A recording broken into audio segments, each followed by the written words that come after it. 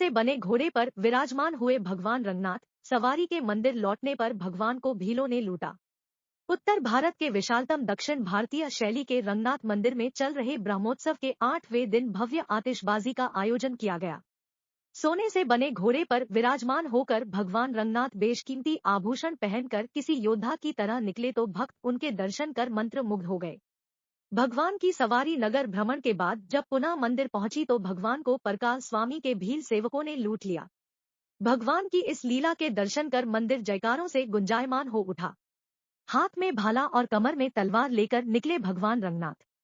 ब्रह्मोत्सव के 8वें दिन देर शाम भगवान रंगनाथ की सवारी स्वर्ण निर्मित घोड़े पर विराजमान होकर निकली। बेशकीमती आभूषण पहने भगवान रंगनाथ के एक हाथ में चांदी से बना भाला था तो दूसरे में घोड़े की लगाम। पीठ पर ढाल, कमर में कसी मूठदार तलवार और रत्न जड़ित जूतियां पहने भगवान की छवि नयनाभिराम थी।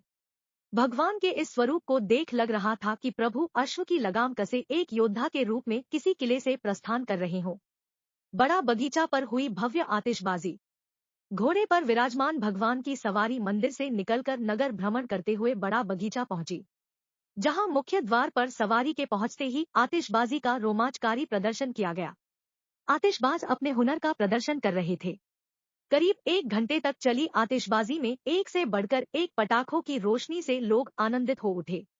आतिशबाजी में सबसे ज्यादा आकर्षक किला, हनुमान जी, मोर, श्री राधे राधे, गजग्राह युद्ध के अलावा 2 खिलाड़ियों के क्रिकेट खेलते हुए चलाई गई आतिशबाजी थी। मंदिर में हुई परकाल स्वामी भील लीला। शुक्रवार की देर शाम आतिशबाजी खत्म होने के बाद भगवान रंगनाथ की सवारी पुनः मंदिर पहुंची, जहां पश्चिम द्वार पर पहुंचने पर परकाल स्वामी भील लीला का आयोजन किया गया। यहां हजारों भक्तों की मौजूदगी में परकाल स्वामी ने भगवान को लूटा। भगवान को लूटने के दौरान अंत में परकाल स्वामी को भगवान ने अपने दिव्य स्वरूप में दर्शन दिए। भगवान के दिव्य स्वरूप में दर्शन कर परकाल स्वामी उनसे क्षमा मांगने लगे और शरणागत हो गए। कौन थे परकाल स्वामी? परकाल स्वामी चोल देश के राजा के सेनापति थे। एक बार परकाल स्वामी ने संकल्प लिया कि 1 वर्ष तक प्रतिदिन 1000 वैष्णव संतों को भोजन कराकर उनके श्रीपद तीर्थ चरण जल ग्रहण करूंगा। इस संकल्प के साथ ही परकाल स्वामी ने वैष्णव संतों को भोजन कराना शुरू कर दिया। धन की आई समस्या तो शुरू की लूटपाट।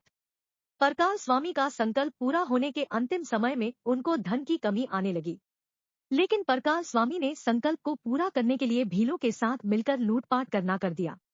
एक दिन भगवान परीक्षा लेने के लिए भेष बदलकर आभूषण धारण कर उस रास्ते से निकले। परकाल स्वामी ने भीलों के साथ मिलकर भगवान के साथ लूटपाट शुरू कर दी। इस दौरान भगवान ने एक आभूषण पैर के नीचे दबा लिया। आभूषण लूटने के लिए पैरों में झुके परकाल स्वामी। परकाल स्वामी ने भगवान को पैर के नीचे आभूषण छुपाते देख लिया। इसके बाद वह उस आभूषण को लूटने के लिए पैरों में झुके, तभी भगवान ने अपना दिव्य स्वरूप उन्हें दिखा दिया। प्रभु को देख परकाल स्वामी क्षमा मांगने लगे और उनके शरणागत हो गए। इसी लीला को रंगनाथ मंदिर में भील लीला कहा जाता है। भील लीला देख भक्त हुए आनंदित। भील लीला के दौरान बच्चे विचित्र तरीके का श्रृंगार कर इधर से उधर भाग रहे थे। हाथों में पीपा और शोर शराबा करते यह बच्चे भील बने थे। रंगों से अपने शरीर को इन बच्चों ने रंग रंगा था। रंगनाथ मंदिर में हुई इस भील लीला को देख भक्त आनंदित हो उठे और लगाने लगे भगवान रंगनाथ के जयकारे।